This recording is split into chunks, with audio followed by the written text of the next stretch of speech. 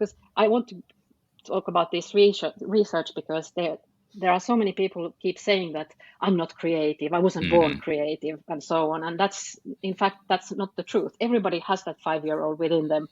We just need to unlock that creativity.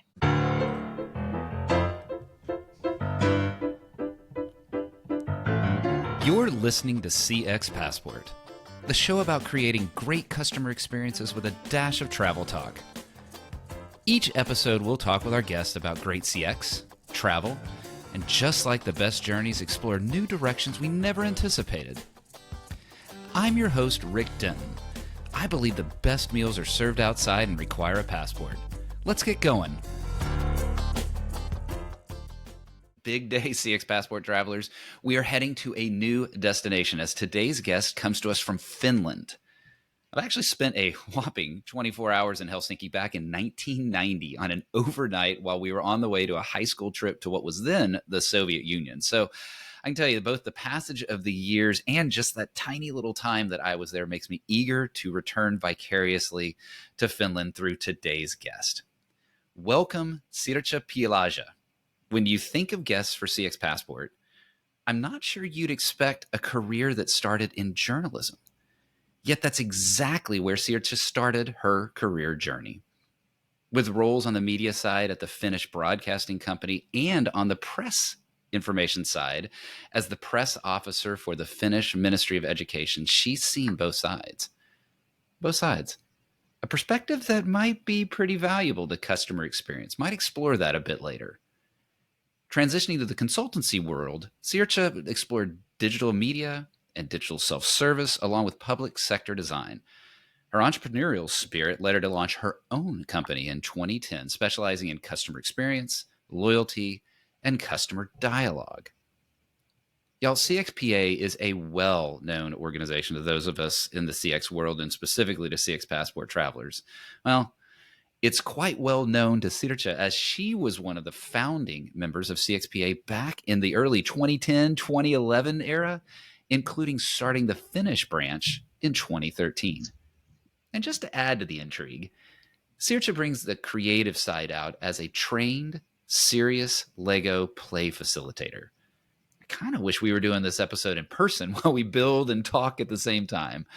Maybe that'll be in the future. Sirte, welcome to CX Passport. Thank you so much. It's great to be here.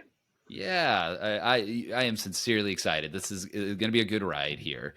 Let's start with that journalism background. That has me a little bit curious. How do you migrate from there, the world of journalism, to customer experience? And then how has journalism influenced your CX approach today? Well, back in the day when I was working for the Finnish broadcasting company, I had a very forward future thinking boss at the time, and she asked me to create the first intranet in Finland, and probably one of the first ones in the world, I guess, as well. Wow. We created that, and then also the internet pages for the Finnish broadcasting company. I was part of that project as well, and then I just got headhunted to Accenture, where we started creating the internet, what was then called the Internet Center of Excellence. We're talking back in the 2000s or so. So that was really my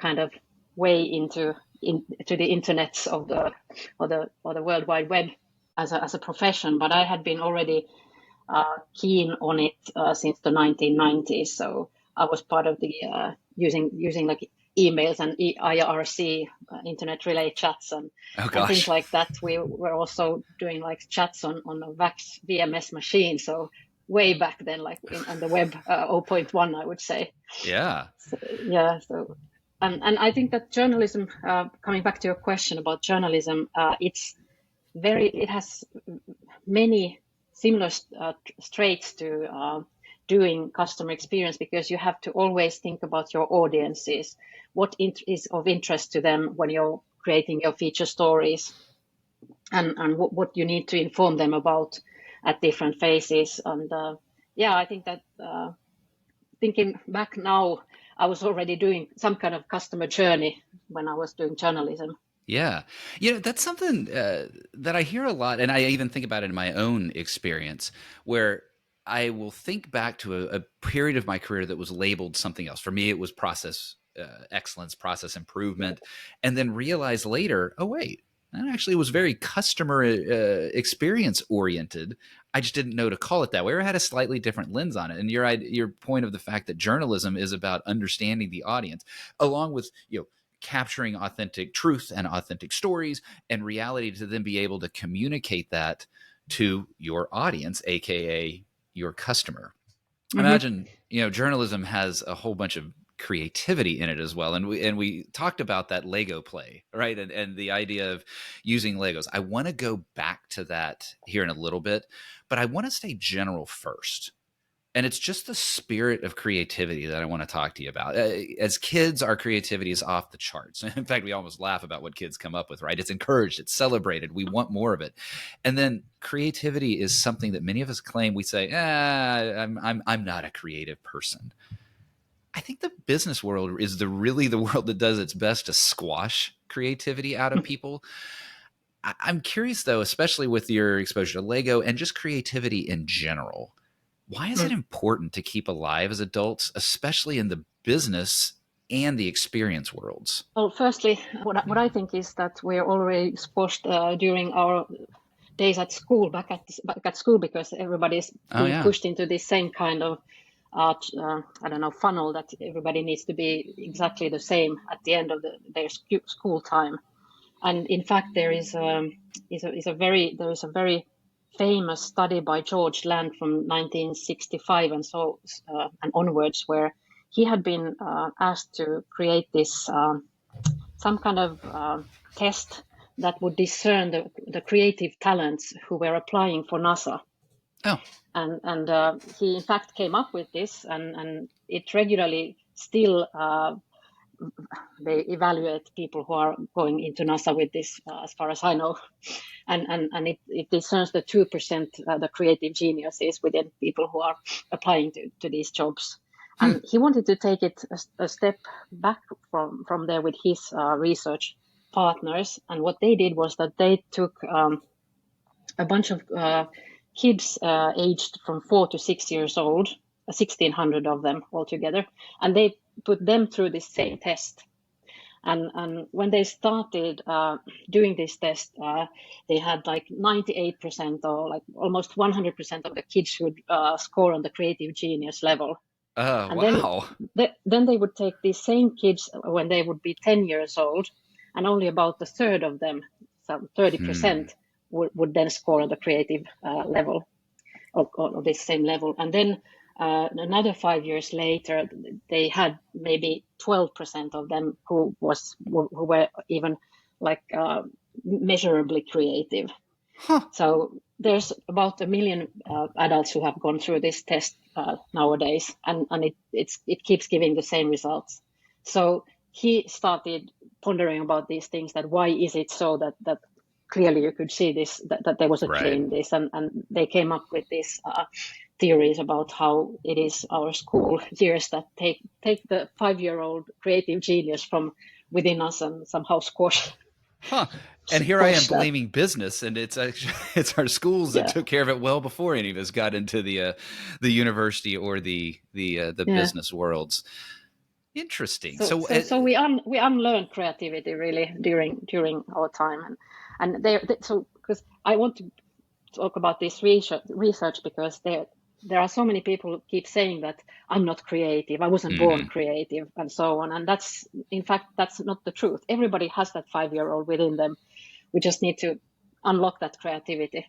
This is your captain speaking. I want to thank you for listening to CX Passport today. We've now reached our cruising altitude, so I'll turn that seatbelt sign off. While you're getting comfortable, hit that follow or subscribe button on your favorite podcast app so you'll never miss an episode.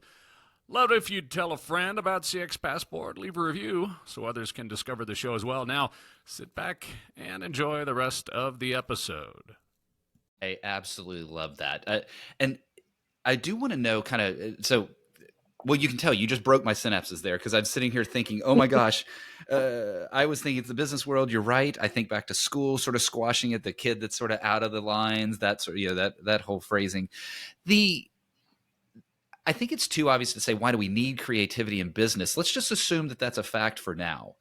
I want to know how you are using this serious Lego play concept. I don't know a ton about it. I just know to kind of around the edges about it. So I'm fascinated, but fascinated through a lot of ignorance about it. Tell me more about it.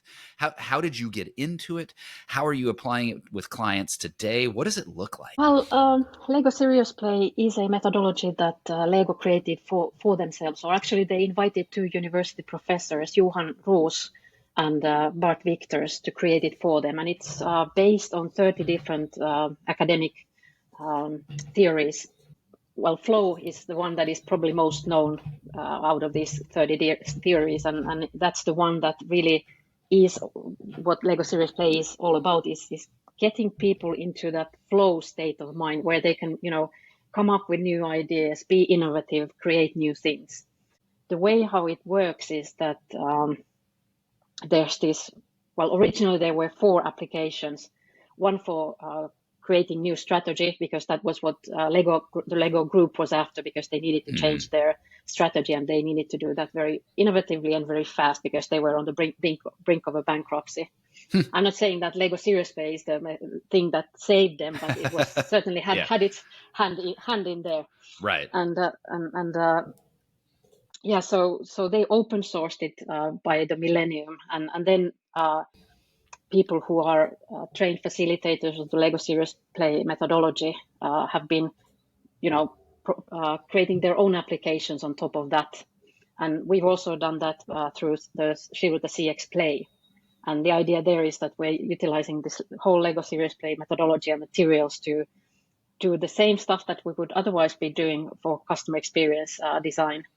So anything and everything from CX strategy work, creating personas for employees and customers and customer journeys, doing the actual customer service design, thinking about voice of customer, where would the best touch points be, what should we be measuring, and all of those steps, but with a layer of facilitation that is more creative than having those post-its that you usually work with in workshops. I like that you're pointing back to the post-its, because that's probably dangerous to assume, but I would imagine that if not all, certainly most of the listeners and viewers right now immediately visualize the workshop with the post-its on the wall and immediately could think of that. And if you are just listening to the episode, I will tell you, listeners, Sirte actually has a Lego t-shirt on. She's got a Lego man on her shirt right now. So just know that this is a true believer here. And I can see that. And that concept of flow that you're describing, we hear it in athletics, we hear it in other aspects. The idea of flow in business is an interesting one to bring in. Now, I would imagine, let me not even say that. Let's just talk about the fact that a lot of times creativity is viewed as being a part of certain roles. The designer, the artist, the musician. Well, you're in business. You're in conversations with business. So what do you say to the accountant that shows up with their arms folded, grumpy that they had to be assigned to this workshop? And to them, they're thinking, I don't need creativity. My numbers aren't creative. What do you say to that accountant of the value that they're going to get out of the LEGO Serious Play experience? Well, firstly, I tell them that please you're allowed to stay here, but please don't drain the fun from everybody else, by not participating. If you're not interested, then please get in onto the border to the border and so on. But no, but to be totally honest, for I don't know, accountants, for anybody who doesn't think that they are in a creative role as such, creativity is about problem solving. So basically, the skills that you're gaining from becoming more creative is all about being able to come up with new ideas, to create new, even financial services, I guess, or such. So there is a lot that they can gain from this, even from their personal growth in that sense, to think about that. I've even had some people from a, what do you call them, these funeral parlors joining my Okay. workshops from a big UK chain, and they told me after the workshop that it was like a conference thing where it was a show, like a demo session of Lego Serious Play, and they said told me afterwards that they had been very skeptical in the beginning, but then they Right. had slowly got into the play and state of flow, I guess. And then they came, and this is something that we need to take up as soon as possible. And you would think that, from their background, that wouldn't be like the first thing that they would be saying after. But yeah, that's what truly happened.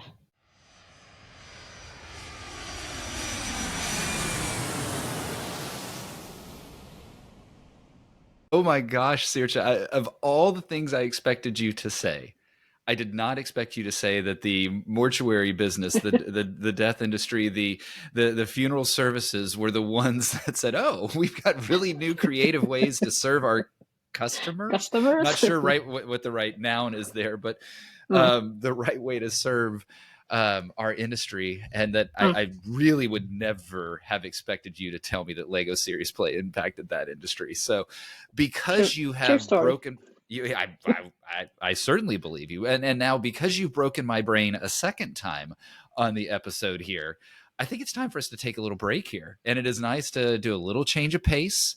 Why don't you stop down and join me here in the first class lounge? We'll move a little bit quickly here and have a little bit of fun. What is a dream travel location from your past? Well, I can say probably now that it's a dream location from my past is Barbados. We just spent 1.5 years with the family, or almost 1.5 years on Barbados, and traveling a little bit also on the other Caribbean islands. So it was Whoa. really, really something that we enjoyed a lot. And Did I hear you right? 1.5 years on Barbados? yeah, 1 year and 4 months, I think, altogether, something like Oh that. my gosh. So, most of us, well, certainly those of us in the US that have a little closer access to the Caribbean, it might be a 3-day trip, or if it's really long, a 7-day trip. You were there for 14, 15 months. What was that like, kind of pivoting from going to being a tourist to really effectively a resident and experiencing that slow travel in Barbados? Mm.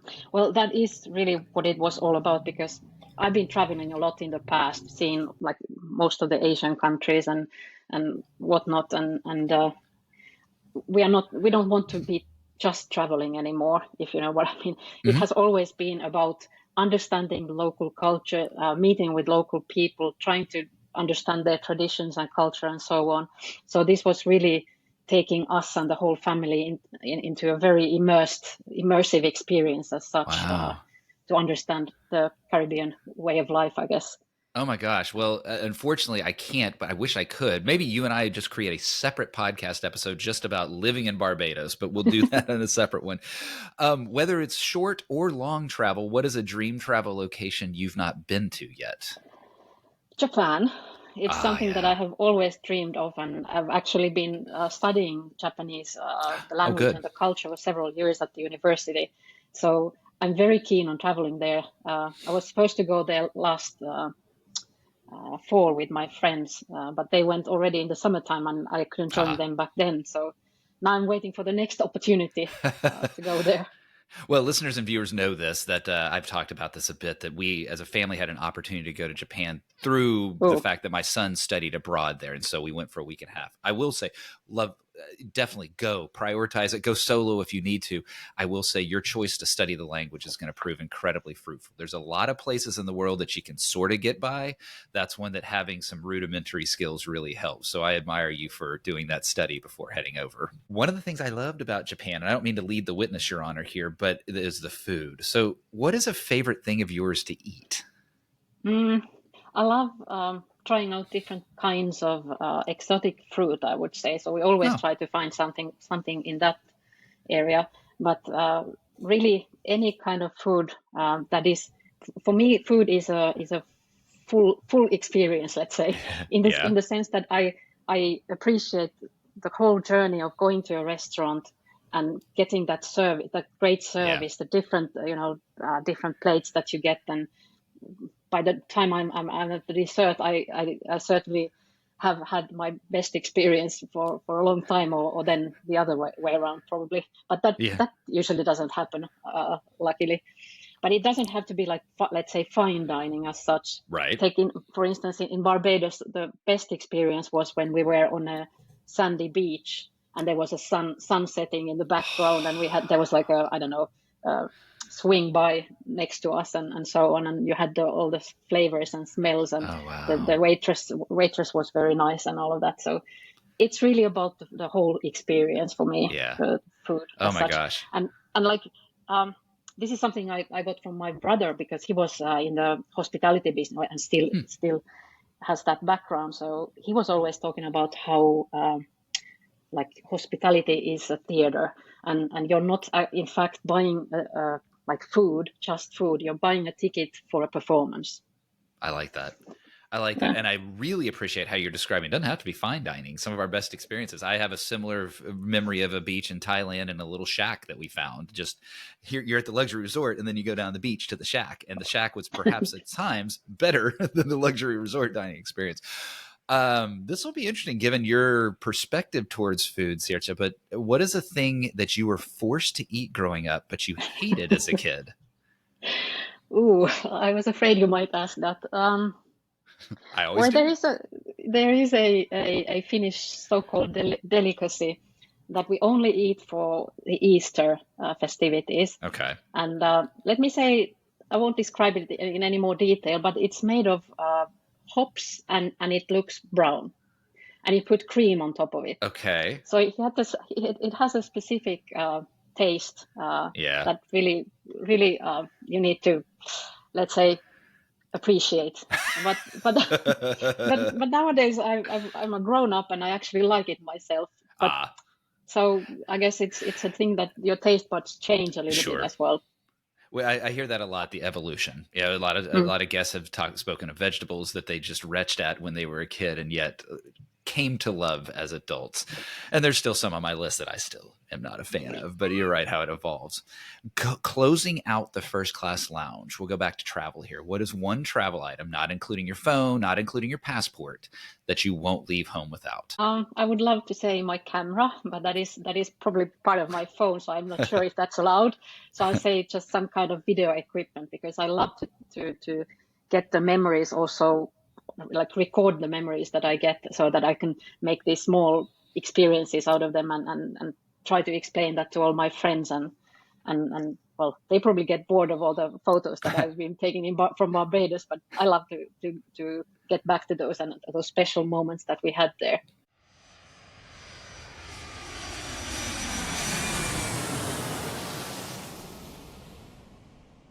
Sirte, there is such a topic and a conversation around what I'm about to bring up with you here, and it's generative AI, digital, tech, machine customers even. There's so much energy, there's so much opportunity, and there is so much hype. I know you've spent a lot of time focusing in this area. How can companies separate that hype from the actual implementation of a practical application of AI into their customer experience? That's a very good question. I think one thing that is not hype. I mean, we've all been immersed in this ChatGPT thing for the last year or so, but the thing that people are not so much aware of or haven't really picked up yet is AI agents and machine customers specifically. So that's a thing that is going to change the world as we know it. All the business service processes are going to need to be rethought and redesigned for machine customers. So what are machine customers? They are these small, I don't know, digital representatives of ourselves that we can launch and tell them our preferences and have them shop and buy things on our behalf, whether we are in B2C or B2B. Mm-hmm. And that is something that companies, on the other hand, need to be responding to, because they've had chatbots so far. Right. Maybe they've upped their thing now with utilizing large language models behind them, and so that they're a little bit more responsive and don't make you want to cry when you're chatting with them when you're a customer. But this is going to change totally, because machine customers will not be interested in the same things as us as like live customers. So they don't want to talk about the weather. They don't want to talk about how their day has been or so on. They just want the facts, and they are very data driven, and they just buy when they see that this is now going according to the specs. So creating like machine customer, it's like journeys, is going to be something that us as CX professionals will definitely need to look into, and not in the future, but right now, because this is something that is happening already. Yeah, and so help me understand this a little bit, because I think the closest I have been exposed to being a machine customer using one is activating Google Voice to call, like physically call a restaurant on my behalf to book reservations. So, and I imagine that's a pretty limited use case. What are some examples of machine customers right now, say from a customer perspective, that I might actually use? Well, in the consumer business, I would say that personal assistants are what you can do yourself with like no coding experience whatsoever. Okay. You have to understand a little bit the APIs, how to get like integrate it into your assistant, but that is something that you can also chat with ChatGPT about, and they can then help you create those things. Right. But anyhow, so no coding experience is required to create these personal assistants. Mainly, they are currently used to, in addition to other like automation routines, there's Zapier, there's Make.com, and all of these that can then do the rest, like next steps. But like a friend of mine, she created this personal assistant who does all her calendaring, creates these tables and spreadsheets for her, and she's basically digitalized and automated her whole life. That whatever podcast she's listening to or watching webinars, she can get all of that transcribed and then like highlight things, and they go to a different service for that. And like there's so many things that she has been doing, trying to automate with her assistant, that it's just crazy. And all you have to have access to an API through this.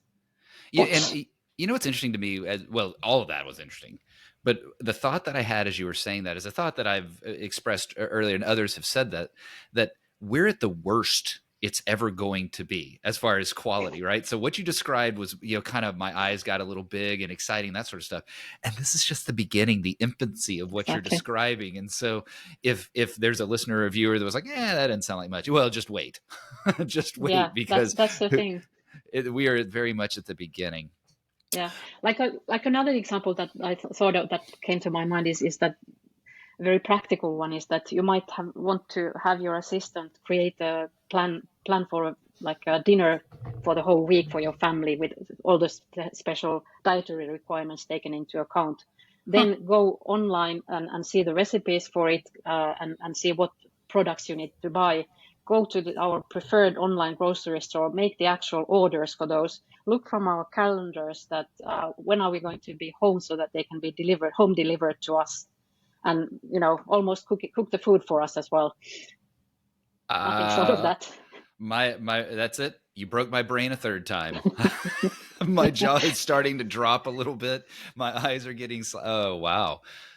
Okay, I don't know that my brain can handle any more of that. So that is absolutely fascinating. I do want to, I'm conscious of time, but there's something that I really want to ask you about that's not in the vein of anything that we've talked about so far.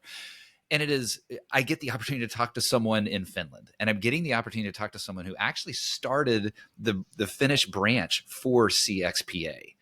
And with that leadership, I'd love your perspective on just the state of customer experience in Finland. Is it struggling? Is it evolving? Is it thriving? What is customer experience like in Finland? Oh, that's one of my favorite questions. Good. Great way to end. Because we are doing this SEM benchmark, customer experience management benchmark, that we have been doing for a study that we have been conducting for 10 years now, and in Finland, and for 3 years internationally. So the idea there is that we are going like on 5 different areas of customer experience management and see that it's a self-assessment that how well are you doing in this, and then you get a score on that. And based on that, there was a long time where we had 99% of the respondents say that they have customer experience in their CX strategy, and 90% or something, 96% are doing lots of CX related activities and like very high scores there. And even during the pandemic, it didn't go down like drastically, I would say. But now this year we had some fallbacks there. Not sure if it's because it's a generic score or index that is also based on the international scores. But on the Finnish side, we had that as well. So there has been some fluctuation there. Usually it's going upwards and everything's developing, but it didn't go down as expected so drastically during the pandemic. And now we see that there's some budgeting issues, but and probably that is why it has gone down during this year. Or we didn't do it last year. We've done it like 2 years back. So compared to 2021, this was a 2023 edition that I'm talking about.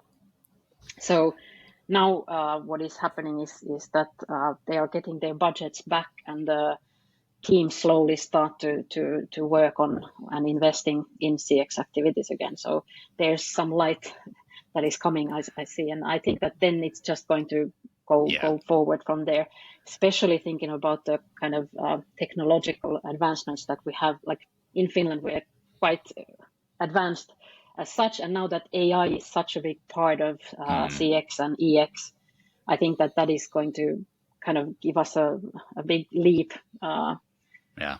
forward. Well, I like ending on that, because I think I know we felt it in the U.S. Heck, I talk about the CX reckoning of 2023, and I believe that there's going to be a renaissance specifically around process of CX. But in 2024, for you to be seeing some of that rebound as well, I think is very, very good. Sirte, this was I froze 3 times at least, and mentally probably froze even more. So I learned a ton out of this. If folks wanted to know a little bit more about you, your approach to customer experience, your consultancy, where should they turn to learn more? Well, they can connect with me on LinkedIn. I'm the only Sirte on LinkedIn, so it's easy enough. You don't need even to pronounce my name correctly to find me. Which, I'm struggling with. I admire you. I'm just having trouble, but yes. So LinkedIn. And then on Sirte.fi, my company.fi /en, which is the English version, or cxplay.fi for LEGO Serious Play related things. And if you're interested in machine customers, there's actually a book that I just wrote and that was just published called Customer Experience 5, which is a global bestseller. So that one, there's a site for that one as well. And there's links from my site. Awesome. I will get all of those into the show notes, listeners. As always, you just scroll down there, click those links. You don't have to stop the episode one bit. You can connect. You can learn more about Sirte, her LinkedIn profile, her website, and then access that book as well. I had a absolute delight talking with you today. This was one that I learned a lot. I was excited to get to talk to someone from a new country for me. And I know that the listeners value that as well. I really appreciate you being on the show. Sirte, thank you for being on CX Passport. The pleasure is mine. Thank you so much for inviting me. And next time, definitely we'll play with some Lego bricks. Promise.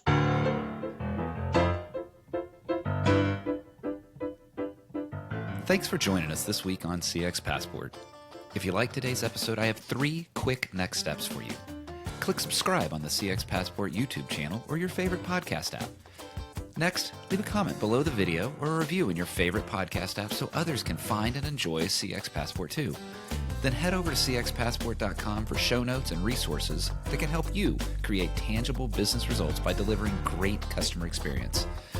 Until next time, I'm Rick Denton, and I believe the best meals are served outside and require a passport.